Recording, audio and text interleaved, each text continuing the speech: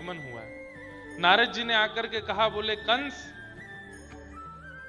अभी तक तुमने अपने लोगों को उसके गांव में भेजा मारने के लिए, सब मर गए, अब उसको अपने गांव में बुलाओ। अपने गांव में, अपने शहर में सब बलवान होते हैं, इसलिए अभी तक तुमने प्रयास किया, अब उनको तुम यहां बुलवाओ, मथुरा, अपने गढ़ में बुलवा करके उनका वध करो। बोले वो कैसे आएंगे यहां पर? तब नारद जी ने उसको युक्ति बताई, तुम्हारे पास शंकर जी का एक धनुष है, इस धनुष का सुंदर यज्ञ करो और इस यज्ञ का एक मेला करो, उस मेला में एक कार्यक्रम करो। कैसा कार्यक्रम? पुरस्कार वितरण का कार्यक्रम, और उसमें व्रजमंडल के विशिष्ट जनों को पुरस्कृत करो।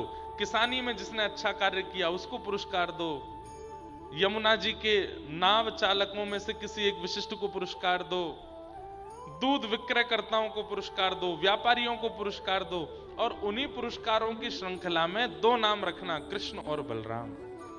और इन दोनों को पुरस्कार क्यों देना है? तो बोले उसके पीछे कारण बता देना।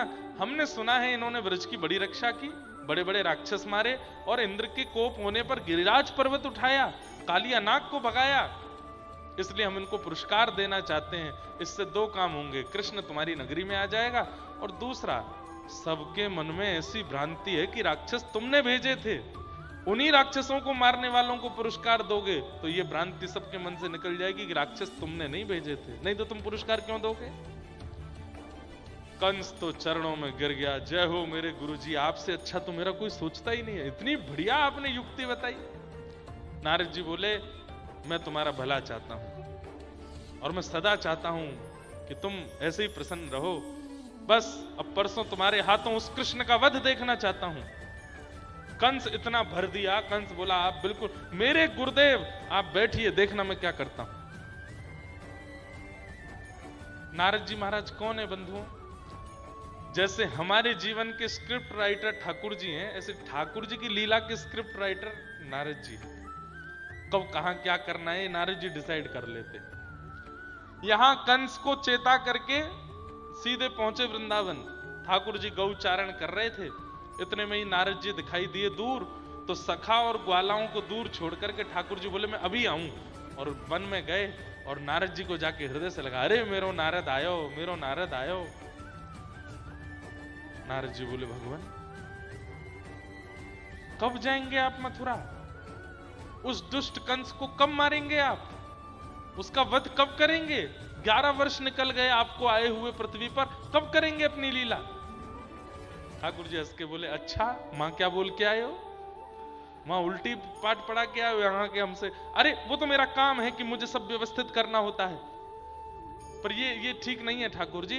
अब आप तो ऐसे व्रजमंडल में रम गए हो, भूल ही गए कि आपको जाना भी, आगे भी कई लीलाएं हैं।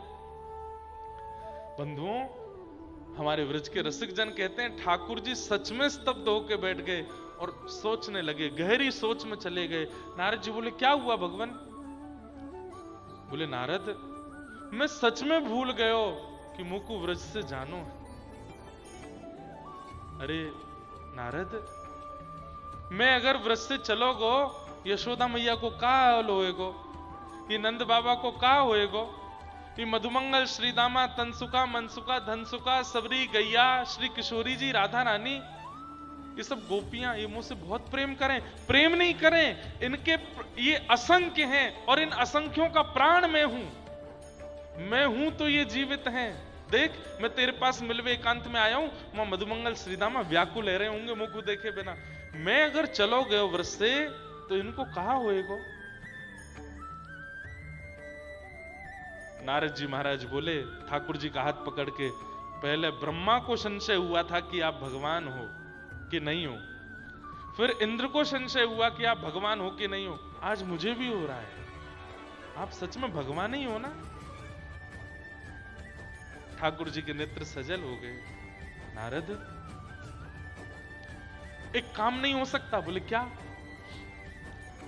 तुम शंकर जी और ब्रह्मा जी से बात करके ये कह लो कि मेरी जो पदवी है, परब्रह्म की जो पदवी है, उसको कोई और संभाल ले, मैं सदा के लिए व्रज में ही रह जाऊं, ऐसा हो नहीं सकता क्या?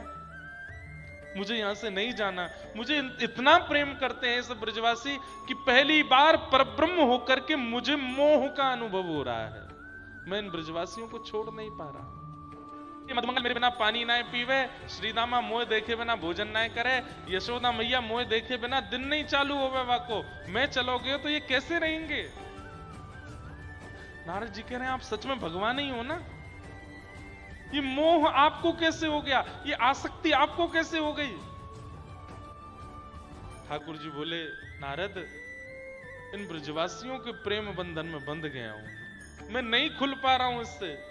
तुम कोई और योजना बना लो, मैं परब्रह्म पदवी का त्याग कर देता हूं। अरे कोई पदवी नहीं है आपकी।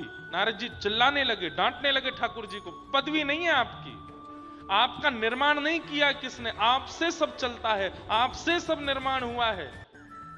आपकी पदवी में कोई और कैसे कैसे बैठ जाएगा?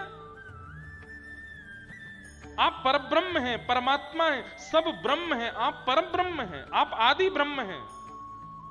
क्यों भूल रहे हैं इस बात को? ठाकुर जी कान पे हाथ धर के बोले, मुझे मत बताओ कि मैं परब्रह्म हूं, आदि, मुझे अच्छा नहीं लग रहा ये सुनना।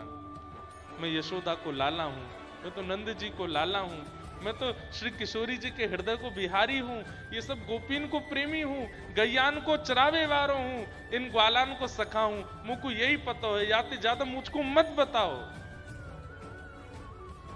नारद जी बोले, मुझे घबराहट हो रही है अब। ये क्या हो गया नाथ, आपको कैसे आसक्ति हो गई?